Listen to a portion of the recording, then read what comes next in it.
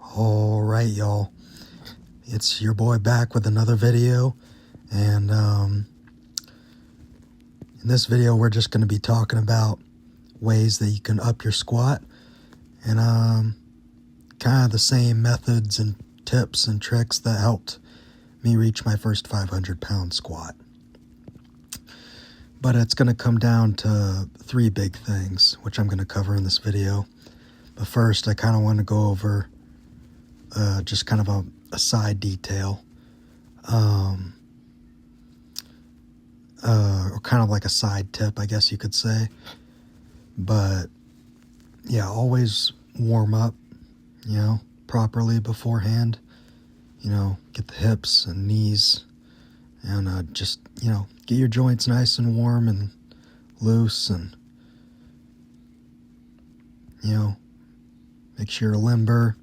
Make sure so you can hit depth in the squat and you can squat comfortably. Yeah, right here I'm just doing some static stretching, kind of side to side, just really trying to stretch out the hamstrings, stretch out the inside of my thigh. That's where I get really tight, so yeah. And also hip flexors are important, getting those nice and limber and loose, this is a great stretch for doing that. You just kind of kneel on one knee and you kind of push your hips forward and then kind of lean back and kind of like sink down into it. And then, you should feel the stretch.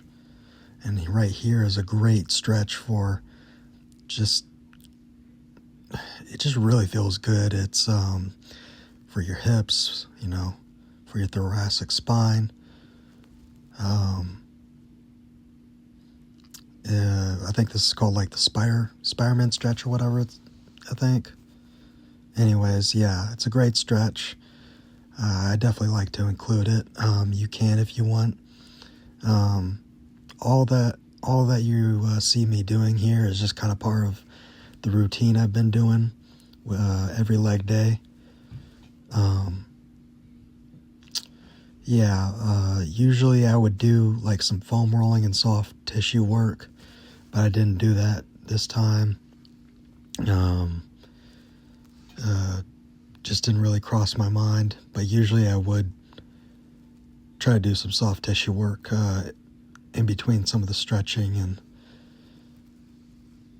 dynamic stretching and whatever. I got done with work today, and I came straight to the gym to hit some legs. Right now I'm doing a push-pull legs upper lower split, and in this video I'm doing a lower body day. It's kind of last part of that split for this week. And then the next day or tomorrow I'll hit hit like a push day, which I've covered in some previous videos. But yeah, make sure to don't hold the stretches so long that you like start getting tired or whatever. You just want to hold them long enough to where you feel it's kind of uncomfortable, but of course you don't want to like push past pain or whatever, like unnecessary pain, because that's how you can get injured, or you can pull something, or you tear something. But it should be a little bit uncomfortable. If you're uncomfortable a little bit, that means you're stretching correctly. That means you're getting the muscles nice and loose. It's just, your nervous system and your body's response to sudden change and things you might not have even felt before. So it's always a good thing. But yeah, this is just my routine. I do some leg swings after the stretching. And then right here is a great little dynamic warm-up for the hips. Just some hip rotations, kneeling on the mat. Just do like 10 per side of kind of rotating outwards. And then after kind of out, hip circles rolling to the outside, you go straight into kind of rolling towards the midline of your body. So this is a great dynamic warm-up. You'll really feel your hips get warmed up for this, which is great for improving your squatting strength and your technique, kind of honing in on that too. And it's not just the lower body. I have to do some upper body stuff too, because I've been squatting low bar, which can strain the upper body, especially if you're real tight up there usually. It's probably a good idea to stretch your upper body and to do some upper body dynamic warm-ups too. I just do the usual shoulder dislocations and band pull aparts.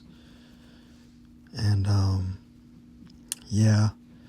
and after that I'll do some stretching. For the upper body I'll do just like a chest stretch, and I'll do just some kind of lat stretch, and then I'm good to go. And I just start with the bar here, making every rep look the same, really focusing on form. And that's gonna get into the first thing, which is also form, your technique, of how to blow up your squat. Number one is definitely going to be form and technique. Without proper form and technique, you're not going to be able to use the strength you have properly, and the force you want to transfer into the bar won't be transferred into the bar. You got to have good technique, got to have good form, just got to basically know what you're doing with the movement and keep that consistent throughout, your training program or cycle, I guess, so to speak. Every rep should look the same. Bar should be a little over the middle of your foot, or kind of like, as I like to think, the middle of your shoelaces,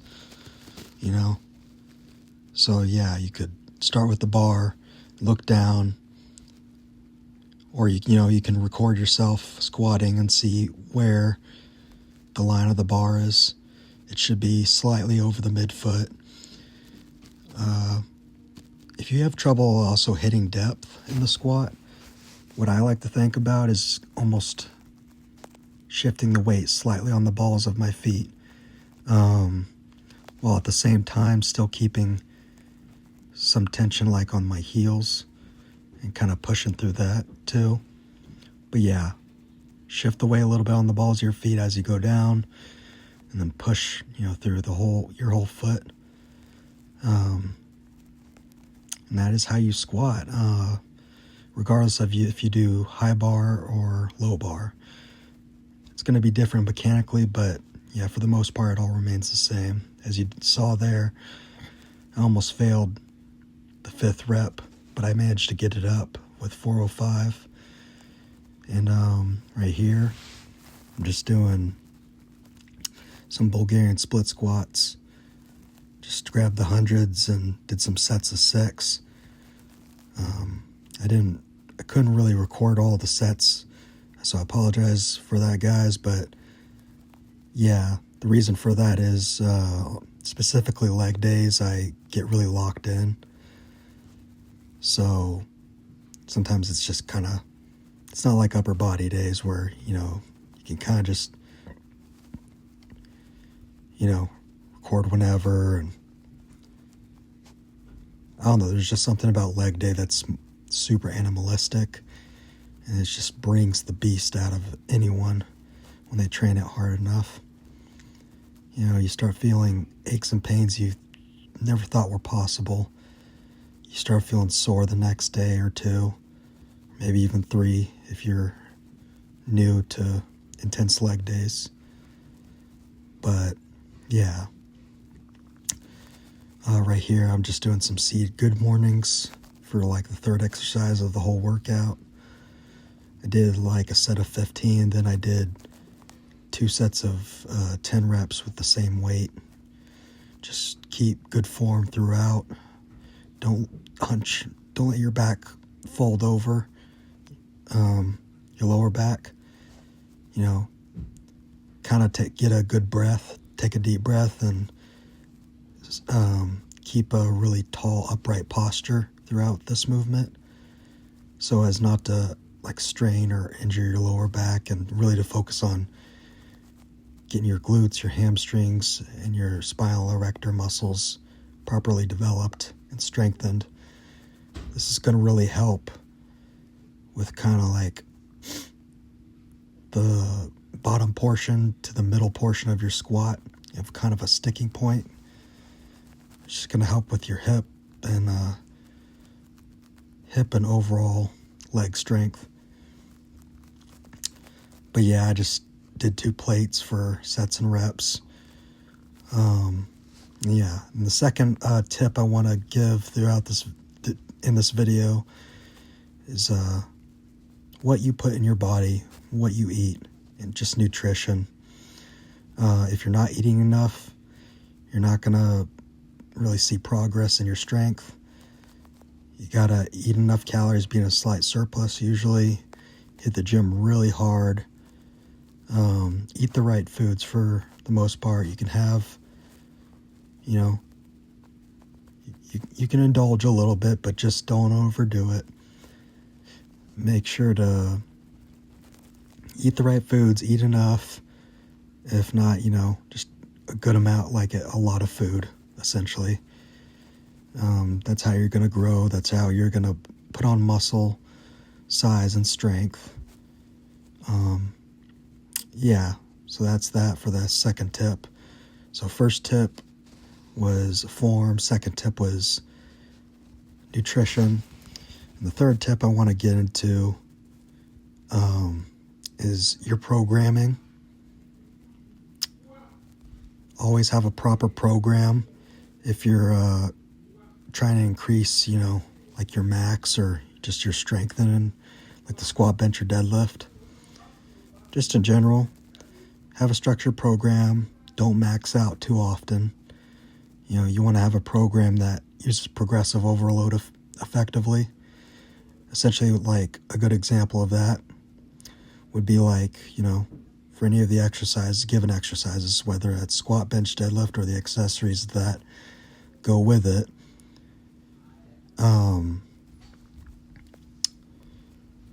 You want to, like, let's say you do a set of Bulgarian split squats to failure with like the 100-pound dumbbells, like what I was doing. Let's say you get like 6 reps. You keep doing that.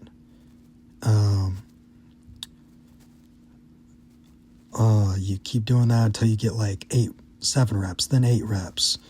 Then, the next following weeks after that.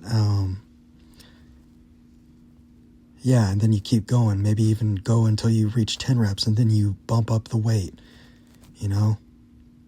Or you can just do sets and lots of sets and reps, kind of progressive overload on reps and all. Especially if your gym is like mine, where it only goes up to 100-pound dumbbells. So yeah, I either do a barbell split squat, where I can add a lot more weight, or I'll just stick with the dumbbells. I find dumbbells to be easier to kind of go to failure with, and I can keep my balance a little bit better with that. But yeah, the only thing about that is grip might be a limiting factor. For the most part, try not to use straps. You want to build your grip strength. It's not just about your legs, You got to get used to just holding weights in your hand. But I think getting towards the end, you can start using some straps, especially once you start lifting some big weights in a given exercise, like the Bulgarian split squats where you hold the dumbbells at your sides. Yeah, if your grip's starting to give out, you can use some straps and just focus on getting a good burn in the quads, the glutes. But yeah, so basically, like, whole recap of what I just went over. I did, well, more like a recap of kind of the 3 tips I gave that kind of helped me get to a 500-pound squat my first time. And that was, first tip was form, second tip was nutrition, and third tip was proper programming and a progressive overload. And yeah, that's pretty much all there is to it. As for anything else in the gym, you want to hone in on your eating habits. You want to, treat it like it's a job or something. So yeah, if you have a job or like you work for a company, treat the gym as if it's like on par with that, like a second job. Treat it like you really want the gains, you really want this. That's how you gotta look at it. You gotta look at it with intensity, which I mentioned in one of my previous videos, which is very important for muscle growth. That could have been like a 4th tip, but I kind of just already mentioned that in one of the previous videos. Essentially, that's just how much effort you put into your sets and reps. No matter if it's a set of 4 reps, a set of 6, a set of 8, a set of 10, if you gave it like 110% effort, I mean, like, you went to absolute failure, you're gonna grow. You're definitely gonna make gains.